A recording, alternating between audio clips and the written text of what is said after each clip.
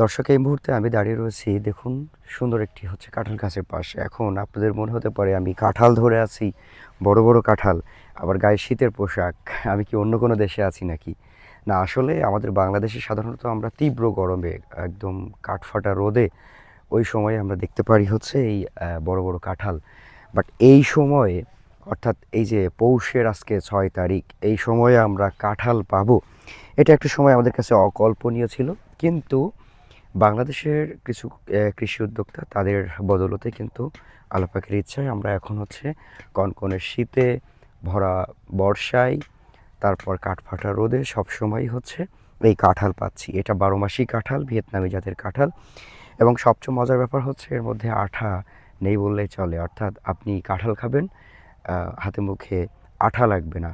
সেই ব্যাপারটা কিন্তু আমাদেরকে আসলেই বিমোহিত করছে। তো আপনারা যারা বিভিন্ন ধরনের চাষাবাদ করে থাকেন, আপনারা চাইলে 12 মাসি জাতের এই কাঁঠাল চাষ করে দেখতে পারেন। এটা এই সময়ে, অর্থাৎ শীতের সময়ে বেশ ভালো দামে বিক্রি করা যায়। আর এই কাঁঠালের একটা ব্যাপার খুব অল্প বয়সে ফলন আসে, এবং অল্প বয়সে ফলন আসার কারণে খুব দ্রুত কৃষক লাভবান হতে পারেন।